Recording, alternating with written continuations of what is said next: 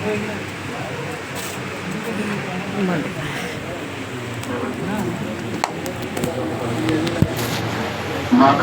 भगवान गौतम बुद्ध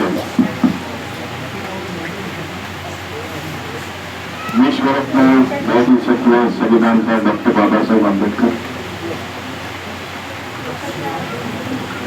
बौद्ध धर्माचा प्रचार आणि प्रसार भगवान गौतम बुद्धाच्या नंतर किंवा सम्राट अशोकाने केला ते सम्राट अशोक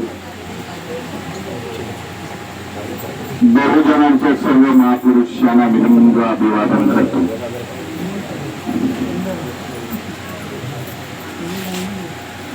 आज वर्षावास धर्मप्रवचन मालिका 2026 गुरुपौर्णिमा वर्षावासाची सुरुवात. आपल्या सर्वांना गुरुपौर्णिमेच्या आणि वर्षावासाच्या हार्दिक हार्दिक शुभेच्छा देतो.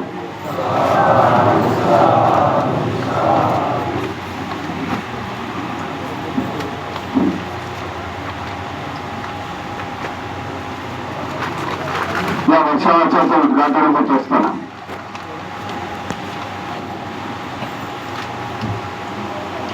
भारतीय बौद्ध महासभेने मी अभिनंदन करेन सगळ्या वयस्क मंडळाचे, केदार यांचे, एस एस वानखेडे यांचं, ज्यांनी ज्यांनी दिवस रात्र योगदान करून केंद्रीय कार्यकर्ता डायरीचं आयोजन नियोजन केलं. एक भारतीय बौद्ध महासभेचा दस्तावेज हा संपूर्ण समाजासमोर ठेवलेला आहे. विविध राज्यामधला डेटा आहे. वेळ भाषामधून आपण म्हणत असतो एवढ्या राज्यामध्ये आमची संस्था आहे, परंतु केंद्रीय कार्यकर्ता डायरी हे सबूत आहे असं समजतं. या माध्यमातून प्रत्येक स्टेट मध्ये आमचा अध्यक्ष कोण, सेक्रेटरी कोण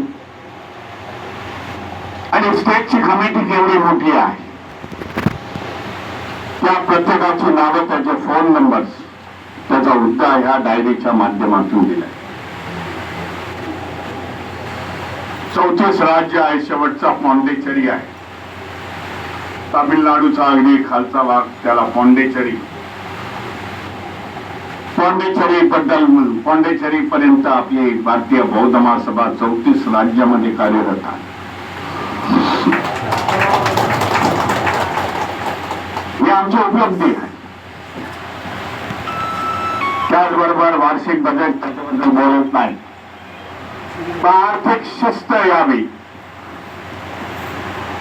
त्याच्या माध्यमातून हे वार्षिक बजेट आहे आणि त्याच्यामध्ये जमा खर्चाचा अहवाल आहे.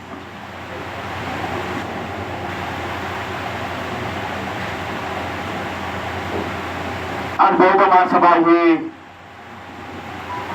एका राज्यापुरती राहिलेली नाही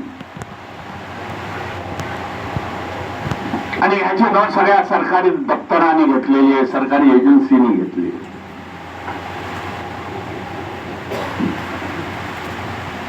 केंद्र सरकारकडे असं नोटिंग आहे. थोड्या काळामध्ये ही संघटना खूप मोठी होत चाललेली आहे असं नोटिंग भारत सरकारकडे असलं नोटिंग आहे. त्याची माहिती मला एका अधिकाऱ्याने दिली होती. जेव्हा मी उत्तर प्रदेशमध्ये होतो तेव्हा त्यांनी मला सांगितलं की निमगावजी जो डिपार्टमेंट आहे, गुप्तचर खाता आहे, सुगिया एजन्सी आहे भारत सरकारची, त्यांनी हे नोटिंग केलंय की भारतीय बौद्ध महासभा जे बुद्धिस्ट सोसायटी ऑफ इंडिया ही फार झपाट्याने वाढत आहे. लोक बौद्ध धर्माकडे आकृष्ट होत आहेत, बौद्ध धर्मांतरित होत आहेत. अशा प्रकारचं नोटिंग हे आपल्यासाठी सुखद असा धक्का आहे, सुखद आहे. एवढ्या वर्षाची मेहनत आहे, आपल्या सगळ्यांचं योगदान आहे, हे सगळ्यात महत्वाचं आहे. आपण इकडचे असाल देशभरचे भारतीय बौद्ध महासभेचे कार्यकर्ते म्हणून मी नेहमी म्हणत असतो, आपण ऐकलं असेल की आंबेडकर समुदायामध्ये, आंबेडकर चळवळीमध्ये एवढं मोठं कार्यकर्त्याचं आणि संस्थेचं इन्फ्रास्ट्रक्चर जावं, ज्याला म्हणता येईल, कार्यकर्ते जावं, हे फक्त भारतीय बौद्ध महासभेमध्ये, दुसऱ्या राजकीय पक्षामध्ये पण नाही.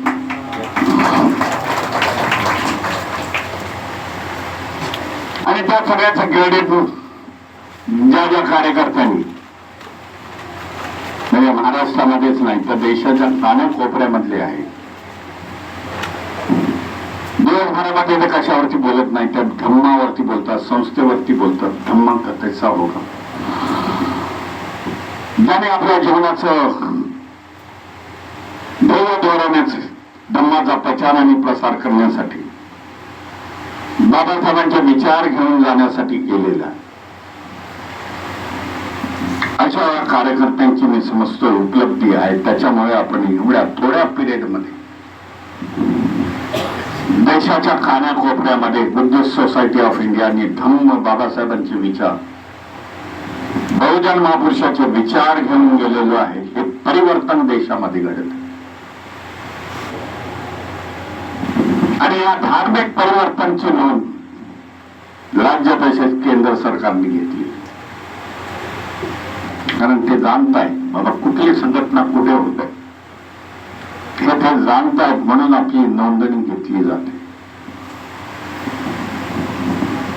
मी आता काश्मीरला होतो, त्याचं एक उदाहरण देतो, विषयांतर करत नाही. काश्मीरला मी आता 15 दिवसापूर्वी होतो. पेहलगावच्या शूटआउट झालं पेहलगावला 1 वर्षापूर्वी, 24 तारखेला, 24 एप्रिल वाटत. त्या लोकांचा सत्कार करण्यासाठी, तेथील स्थानिक लोकांचा, जे मुस्लिम कम्युनिटीचे आहेत त्यांचा सत्कार करण्यासाठी गेलो होतो आणि त्याच्या सोशल मीडियावरती मी फोटो व्हायरल केले. त्या शेवटच्या दिवशी मला त्या हॉटेलच्या मालकाने सांगितलं, रात्रीच्या वेळी, नमराजी ये देख रहे, हाँ बोला हमारे साथ हो गए.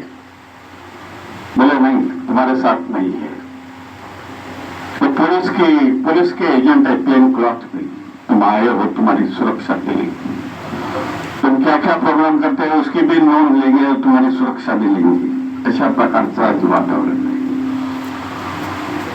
म्हणून येणाऱ्या 2027ला जनगणनेमध्ये, जी जनगणना देशभरामध्ये होईल, भारत सरकारच्या माध्यमातून जी जनगणना होईल, ही जी ऑफिशियली आकडेवारी आहे, जी आता जनगणना झाली ती मालमत्तेची झाली, घरं किती, घरामध्ये वस्तू किती, परंतु आपला सगळा फोकस असेल तो येणाऱ्या 2027 जानेवारी आणि फेब्रुवारी मध्ये होईल. आता इलेक्शनची जनगणना शेरचे चालू आहे, त्याच्यामध्ये देखील आपलं नाव नोंदवा. पण 27ची जनगणना होणार आहे ती आपल्यासाठी सगळ्यात महत्वाची आहे, सोसायटीसाठी, बुद्धिस्ट सोसायटीसाठी महत्वाची, देशातील बौद्धांसाठी महत्वाची आहे, बाबासाहेबांसाठी महत्वाची, धम्मासाठी महत्वाची. जे ध्येय उद्दिष्ट घेऊन बाबासाहेबांनी 14 ऑक्टोबर 1956ला धर्मांतर केलं, त्यांच्यासाठी महत्वाची आहे. त्यांनी सांगितलं होतं देशभरामध्ये हा बौद्ध धम्म गेला पाहिजे. नाही संपूर्ण भारताला बौद्ध करीन वगैरे ह्याचं मिसइंटरप्रिटेशन होत आहे. गलत त्याचा अर्थ काढला जातोय. कारण बाबासाहेबांनी असं कुठलंही कार्य आपलं अधुरं सोडलं नाही, हे आपल्याला सांगू इच्छितो. कारण बाबासाहेबांना आपण बौद्धिसत्व म्हणतो आणि बौद्धिसत्व कुठलंही काम अधुरं सोडत नाही. बाबासाहेबांनी या देशाची प्रतिमा बौद्धमय केलेली, आपल्या संविधानाच्या माध्यमातून जिथे जिथे संधी मिळाली आहे तिथे तिथे बाबासाहेबांनी देशाची प्रतिमा ही बौद्धमय केली. त्याचे अनेक 19-20 अशी उदाहरणं आहेत. त्याच्याकडे निर्दोषपणे बघितलं पाहिजे. आणि जे चुकीचं इंटरप्रिटेशन बाबासाहेबांबद्दल होत आहे, देशाला बौद्धमय करेन वगैरे, आमचा प्रयत्न आहे. भारतीय बौद्ध महासभेचा प्रयत्न आहे. जेवढे वंचित समाज आहेत देशामध्ये, शेड्यूल कास्ट समाज आहे, त्या प्रत्येकाच्या समोर हा बौद्ध धर्माची चुनौती आम्ही ठेवण्याचा प्रयत्न करतो. अनेक उदाहरण मगाशी म्हटल्याप्रमाणे बाबासाहेबांनी देशाची प्रतिमा ही बौद्धमय केलेली आहे. तिरंगाचं उदाहरण आहे, चौरंग आहे, अशोक चक्र आहे. त्यावेळेला कितीतरी बाबासाहेबांना विरोधाला तोंड देऊन सम्राट अशोकाचं धर्मचक्र त्याच्यामध्ये बाबासाहेबांनी लावलेलं. 4 दिवस डिबेट चाललेले आहे ड्राफ्टिंग कमिटीमध्ये. आणि प्रत्येकाला बाबासाहेबांनी उत्तर देऊन तो तिरंग्यामध्ये धर्मचक्र भगवान गौतम बुद्धाचं, सम्राट अशोकाचं धम्मचक्र त्याच्यामध्ये प्रेसिडेंटच्या हॉलमध्ये जिथे ओथ सेरेमनी होतं, मिनिस्टरच्या सेरेमनी होतात, मिनिस्टर चुनला जातो, जिथे कार्यक्रम होतात, अशोक हॉलमध्ये भगवान गौतम बुद्धाची मूर्ती. नवीन पार्लमेंट मधलं मी बोलत नाही. जुन्या पार्लमेंट मध्ये मी 2दा गेलो होतो. मी काही मेंबर ऑफ पार्लमेंट नव्हतो, परंतु मी 2दा त्या जुन्या पार्लमेंट मध्ये गेलो. खास एकदा तर मी ते स्पीकर बसतो त्याच्यामध्ये धम्मपद बदलण्यासाठी गेलो होतो. पार्लमेंट बंद होती. मिक्सर सिक्युरिटीची परवानगी घेतली. महाराष्ट्रातले चीफ सिक्युरिटी अधिकारी होते, गुरुराजे सगळं दाखवतो. त्याच्या पाठीमागे स्पीकर बसतात, त्याच्या पाठीमागे पूर्णतः धम्मपद आहे. नावामधली धम्मपद आहे. अनेक उदाहरण आहे. पिंपळ वृक्ष आहे, कमळ आहे. नॅशनल फुल बाबासाहेबांनी कमळला दिले. राजकीय पक्षाच्या चिन्हाकडे बघू नका.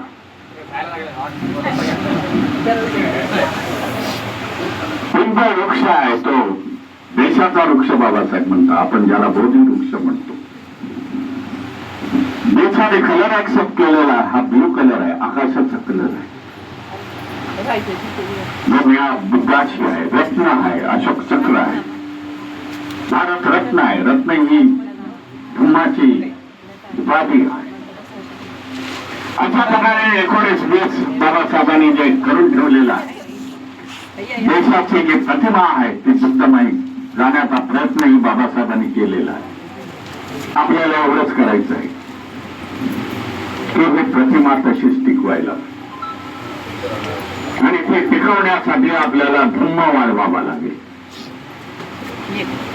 लोकांची संख्या वाढवावी लागेल. बौद्ध धर्मातील लोकांची संख्या.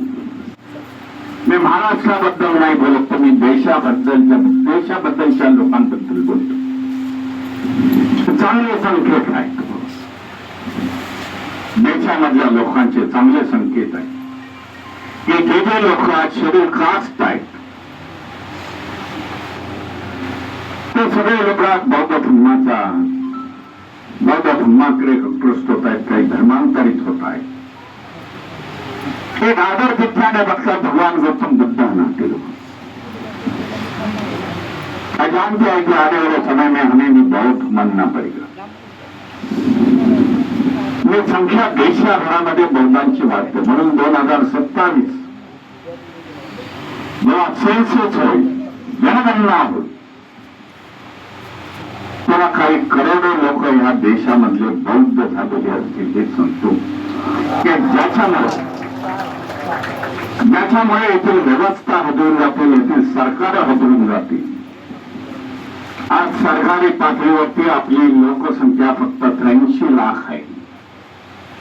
जे महाराष्ट्रातली काय ते 62 लाख महाराष्ट्रामध्ये दाखवलेली आहे. इतरत्र सगळे धरून 83 लाख आहे. परंतु प्रयास है सगळ्या प्रदेशामध्ये काम चाललेलं आहे की ज्यादा से ज्यादा लोगों को बौद्ध लिखना शुरुआत करतो म्हणून काही कोट्यामध्ये ही संख्या झाली हे 5 कोटी किंवा 10 कोटी झाली तर आश्चर्य वाटू नका. एवढा मोठा झपाट्याने आज देशामध्ये काम चाललेलं दादासाहेबांना जे अपेक्षित होतं त्या बुद्धिस्ट सोसायटी ऑफ इंडिया हे काम करत आहे. म्हणून आपल्या ह्याचं क्रेडिट आम्ही काय कोणी पदाधिकारी घेणार नाही तर जो ग्रासरूटचा भारतीय बौद्ध महासभेचा कार्यकर्ता बौद्धाचार्य आहे केंद्रीय शिक्षिका पदाधिकारी ग्रासरूटला काम करतायत त्यांचं योगदान आहे असं मी समजतो. त्यांच्यामुळे आज ही परिस्थिती आलेली आहे की आपण येणाऱ्या काळामध्ये काही करोडोमध्ये जाईल. महाराष्ट्रामध्ये जर 3-4 करोड झाले आश्चर्य वाटू नका अशा प्रकारची परिस्थिती आहे. म्हणून मी जाणीवपूर्वक जे काही उपसंवर्गीकरणाबद्दल चाललेलं आहे का समाजाला दोष देण्याचा प्रयास चाललेला आहे 30 तारखेच्या मोर्चानंतर मी कुठल्याही कार्यक्रमाला गेलो नाही. जे पदाधिकारी आहेत 59 जातीचे आहेत जमातीचे आहेत त्यांना मी स्पष्ट सांगितलं माझी भूमिका ही आहे त्या तुमच्या कार्यक्रमामुळे वितुष्ट वाढते आणि वितुष्ट वाढण्याचा प्रयत्न करू नका संवाद साधण्याचा प्रयत्न करा असा मी त्यांना संदेश. हा संदेश मला वाटतं लातूर पूर्व पश्चिम या लोकांनी माझा ऐकला आणि त्यांनी त्या समाजाला जो विरोध होतोय त्यांची आणि बौद्धांची मीटिंग सामुदायिक घेतली आणि चांगले संकेत त्याच्या माध्यमामधून गेले. आपण संख्येने जास्त आहोत ते संख्येने कमी आहे परंतु चुकीच्या मार्गावरती जाणाऱ्याला योग्य मार्गावरती आणण्याचा संवाद साधून त्यांना घेण्याचा करुणा मैत्री भाव दाखवण्याचा बौद्ध धर्मांचा बौद्ध लोकांचा प्रयत्न असायला पाहिजे असं मी सांगतो. आज गुरुपौर्णिमेच्या तुम्हाला हार्दिक हार्दिक शुभेच्छा तर दिलेल्या आहेत. पुन्हा एकदा गुरुपौर्णिमेच्या हार्दिक शुभेच्छा देतो. गुरुपौर्णिमा ज्याची सुरुवातच भगवान गौतम बुद्धापासून सुरू झाली. भगवान गौतम बुद्ध आणि त्यांचे 5 शिष्य आणि त्यांच्यानंतर झालेले ते बौद्ध भिक्खू यापासून गुरुपौर्णिमेची सुरुवात झालेली आहे. ही आपली आहे बौद्धांची. गुरुपौर्णिमा आता सगळेच जण साजरे करतायत. चुकीच्या मार्गाने ते सांगतायत की बुद्धाला जास्त महत्व येऊ नये म्हणून जे मेजॉरिटीमध्ये आहेत संख्येने जास्त आहेत देशामध्ये ते देखील गुरुपौर्णिमा करतायत पण दुसऱ्या बाजूने सांगण्याचा प्रयत्न करतायत. देशाच्या समोर खरा इतिहास आणण्यासाठी बाबा गुरुपौर्णिमा ही सुरुवात केली. भगवान गौतम बुद्ध आणि त्यांच्या 5 शिक्षकांनी त्याच्यापासून गुरुपौर्णिमा सुरू झाली. शिक्षकांनी नातं हे जैन बुद्धापासून सुरू झालेलं आहे. गुरुजी आणि शिक्षक याच्यापासून जे नातं सुरू झालेलं आहे ते बुद्धापासून सुरू झालेली आहे. ती परंपरा आज आपण भारतीय बौद्ध महासभा देशभरामध्ये चालवतो. जिथे जिथे भारतीय बौद्ध महासभा आहे ज्या ज्या राज्यामध्ये भारतीय बौद्ध महासभा आहे तिकडे आज वर्षावास सुरुवात होत आहे. गुरुपौर्णिमा सुरुवात होत आहे. गुरुपौर्णिमा भगवान गौतम बुद्धाला अभिवादन करून आदर करून आज कार्यक्रमाची सुरुवात होत आहे. म्हणून या कार्यक्रमाच्या माध्यमामधून जे आज पहिलं प्रवचन आहे आषाढी पौर्णिमेचं 29 तारीख आजच्या दिवशी विश्वगुरु तथागत भगवान गौतम बुद्ध सूर्यकाल भंतेजी आलेले नाहीत. भंतेजी आपलं त्याच्यावरती मार्गदर्शन करते. परंतु आपल्या सांगू इच्छितो की झपाट्याने जगामध्ये बुद्धाबद्दलचा आदर वाढत आहे. जे लोक दुसऱ्या बाकी धर्माचे असतील ते देखील आज बुद्धाला मानतात. त्याचं एक छोटंच उदाहरण देतो. मी आता काठमांडूला देखील गेलो होतो. पहलगावच्या आधी मी काठमांडूला होतो, 5 दिवस होतो. काही सहकारी माझ्या बरोबर होते आणि काठमांडूला दलाई लामांचे जे 3रे की 4थे असिस्टंट आहे, रिंपोचे भंते रिंपोचे मार्क्स तमीर वगैरे आहे, अतिशय 50 वर्षाचे आहे. परंतु युरोपमध्ये बुद्धाबद्दल, धम्माबद्दल प्रवचन करण्यासाठी, लेक्चर देण्यासाठी तेवढ्या मोठ्या मोठ्या युनिव्हर्सिटीमध्ये जातात. त्यांच्या निमंत्रणावरून आम्ही त्यांच्या काठमांडू मोनेस्ट्रीला मी गेलो होतो. आणि त्या मोनेस्ट्रीमध्ये भंतेजीने सांगत असताना आम्हाला सांगितलं, भीमरावजी, की जगामध्ये आज खूप मोठा बदल होत आहे. बुद्धाला मानणारा खूप मोठा समुदाय आज जगामध्ये तयार होत आहे. त्यांनी कॅनडाचं मला उदाहरण दिलं, त्यांनी जर्मनी मधलं उदाहरण दिलं. म्हणे मला तिथे बोलवण्यात आलं होतं आणि तेथील लोकांनी, म्हणजे ते बौद्ध नाहीत तरी पण ते बुद्धाबद्दल सांगत होते, जास्तीत जास्त बोलांनी आम्हाला समजून. शेवटच्या दिवशी जेव्हा आम्ही निघालो तेव्हा सांगितलं, भंतेजींनी मला सांगितलं, मैं भी अभी दिल्ली जाऊंगा, दिल्ली से धर्मशाला जाऊंगा. आणि त्याने सांगितलं की मोठा रशियामधून सायंटिफिक लोक आलेले आहेत, सायन्सचा अभ्यास करणारे सायंटिस्ट आलेले आहेत रशियामधून. आणि त्या भागामधून आपण जाणता रशिया विज्ञानामध्ये केवढा मोठा प्रगत आहे. ते सायंटिस्ट दलाई लामा एका बाजूला आणि त्यांचे हा संघ, बुद्धाचा संघ, याच्यामध्ये विचार विनिमय होत आहे. म्हणजे 2 दिवसाची परिषद आहे. त्यांना रिसर्च करायचा आहे. जरा आम जनता सोडून टाका, सायंटिस्ट रशियाचे येत आहे, इतर देशाचे पण त्याच्यामध्ये इन्व्हॉल्व आहे. म्हणजे विषय एवढाच आहे की मेडिटेशनच्या माध्यमातून, विषपणीच्या माध्यमातून, विपश्यना जे आपण करतो त्या माध्यमातून जेव्हा तुम्ही कॉन्सन्ट्रेट, तुम्ही एकचित्त होता,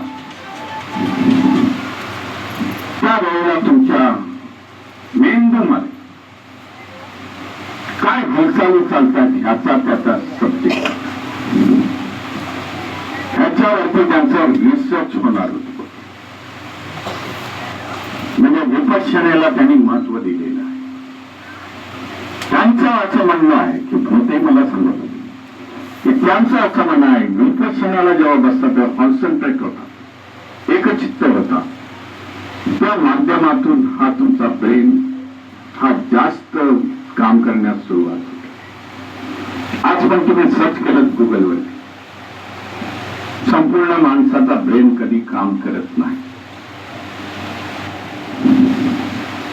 लेफ्ट किंवा राईट साइड एखादी असते ती काम करते. काही एक्सेप्शनल असेल बाबासाहेबांचं की आईन्स्टाईनचं, त्यांचे ब्रेन ते संपूर्ण काम करत असते. अशा प्रकारचं रिसर्च आहे. आणि जगामधले जे सायंटिस्ट आहे ते बौद्ध धर्माला फॉलो करतात. कारण त्यांना माहिती आहे की सायन्सला जो आहे जवळचा आहे, विज्ञानाला जो जवळचा आहे, हा बौद्ध धर्म आहे. आणि बाबासाहेबांनी देखील आपल्याला जो धर्म, बौद्ध धर्म दिला आहे, हा विज्ञानावरती आधारित आहे. विज्ञानावरती आधारित असल्यामुळे हा सायंटिस्ट लोकांना, शिकलेल्या लोकांना, चिकित्सा करणाऱ्या लोकांना हा आपल्याला जवळचा वाटतो. बौद्ध धर्म फ्लेक्झिबल आहे, परिवर्तन आहे. बौद्ध धर्मामध्ये परिवर्तन आहे. दुसरा शब्द त्याला बोलायचा झाला तर बौद्ध धर्मामध्ये चेंज घडू शकतो. जर उद्या विज्ञानाने सांगितलं की बौद्ध धर्माचं हे तत्व चुकीचं आहे, तर बाबासाहेबांनी बुद्ध आणि धर्मामध्ये लिहिलंय की बौद्ध धर्म हा चेंज होऊ शकतो, विज्ञानाशी जवळ जाण्यासाठी बदल करू शकतो. ऑन द कॉन्ट्ररी तुम्ही विचार करा, दुसऱ्या बाजूने विचार करा. मग गीता असेल, हिंदू धर्माचे ग्रंथ असतील, बायबल असेल, कुराण असेल, त्याच्यामध्ये चेंज नाही, बदलता येणार नाही त्याच्यामध्ये. परंतु बुद्धिझम मध्ये हे आपण चेंज करू शकतो, कारण आपण भगवान विमुक्त मुद्दाने देखील विज्ञानवादी दिलेला आहे. बुद्धाचं एक उदाहरण मी आपल्याला सांग. कोरोनाचा काळ भयानक काळ सगळ्यांनी जाणते, सगळ्यांनी जाणलेला ऑक्सिजनचा तुटवडा आहे म्हणून काही जणांचे मृत्यू झाले. ऑक्सिजन नाही, ऑक्सिजनची शॉर्टेज आहे. 2,500 वर्षापूर्वी बुद्ध कुठल्या झाडाच्या खाली बसलो, ज्याला आपण बोधी वृक्ष म्हणतो, पिंपळ वृक्ष. कोरोनाच्या काळामध्ये रिसर्च झालं, त्याच्यावर खूप मोठा रिसर्च झाला आणि सगळ्या सायंटिस्टने सांगितलं बघण्याच्या की हा पिंपळ वृक्ष असा आहे की हा 24 तास ऑक्सिजन सोडतो. दुसरे वृक्ष काय की ह्याच्या हवेतील कार्बन डायऑक्साईड घेतात ते आणि रात्रीच्या वेळी ऑक्सिजन सोडतात. पण बौद्ध वृक्ष हा 24 तास ऑक्सिजन सोडत असतो. म्हणून काही नाही असा प्रश्न विचारलेला आहे, की भगवान बुद्धांनी संपूर्ण अन्न सत्याग्रह केलेला, अन्न ग्रहण केलेलं नाही, तरी पण ते जीवित राहिलेले आहे. त्याचं कारण एकच आहे की ते ऑक्सिजन घेत होते. जगातला एकच महापुरुष आहे की त्यांनी त्या ऑक्सिजनवरती ते टिकलेले आहे. म्हणून असा बाबासाहेबांनी आपल्याला भगवान गौतम बुद्धाचा धर्म दिला, बौद्ध धर्म दिला आणि आपल्या नातं संपूर्ण जगाशी आपलं नातं जोडलेलं आहे. आणि आपल्याला देखील अभिमान आहे की बुद्धाचे विचार जगानेच ऍक्सेप्ट करत चाललेले आहे. आपण देखील येणाऱ्या काळामध्ये या देशामध्ये बौद्ध संस्कृती रुजवण्याचा प्रयत्न या देशामध्ये व्हायला पाहिजे. आपली ओळख ही बौद्धमय ओळख व्हायला पाहिजे. आम्ही बौद्ध आहोत, आम्ही शांततेच्या मार्गाने जाणारे लोक आहोत. ही प्रतिमा आपल्याला जाणीवपूर्ण या देशामध्ये उभी करावी लागेल. जे जे बौद्ध आहेत ते हेच खरे म्हणजे येणाऱ्या काळामध्ये संख्या ही ह्याच्याने मोजता येणार नाही. संख्येने आपण होऊ, परंतु 100% बौद्ध होण्याचा देखील आपण प्रयास करायला पाहिजे. आणि त्याच्यासाठी अशा प्रकारचे वर्षावासाचे कार्यक्रमामधून 3 महिन्यामध्ये जे आषाढ पौर्णिमा ते अश्विन पौर्णिमेमध्ये 3 महिन्याच्या काळामध्ये प्रत्येक बौद्धांनी धर्माचं आचरण करण्याचा प्रयत्न करणं गरजेचं आहे. शक्यतो व्हेजिटेरियन होण्याचा 3 महिने व्हेजिटेरियन होण्याचा प्रयत्न करा. थोडस कठीण राहील. शाकाहारी व्हेजिटेरियन शाकाहारी होण्याचा जरी प्रयत्न झाला तर हे मोठा अचिव्हमेंट असेल असं मला वाटतं. या धर्मप्रवचनाच्या ह्याच्यामध्ये 32 विषय दिलेले आहेत आणि प्रत्येकानं मी सांगितलेलं आहे की प्रत्येकाने आपल्या आपल्या विषयाला न्याय देण्याचा प्रयत्न व्हायला पाहिजे. त्याच्यासाठी चांगलं अध्ययन करून चांगली तयारी करून ह्या आपल्या विषयाला न्याय द्यायला पाहिजे. ज्याचे नोट्स पण देण्याचा आम्ही प्रयत्न करू. म्हणून आपल्या सगळ्यांचं हार्दिक शुभेच्छा देतो की मोठ्या उत्साहामध्ये, मोठ्या लगनचे आज आपण या वर्षावासाच्या सुरुवातीच्या प्रवचनाला आपण उपस्थित आहात. जे देशाभरामध्ये आज वर्षावास सुरू होतोय, याच्या माध्यमातून धर्म हा लोकांसमोर जाईल अशी मी अपेक्षा व्यक्त करतो. माझ्या वाणीला विराम देतो. नमो बुद्धाय. जय भीम. जय श्रीराम.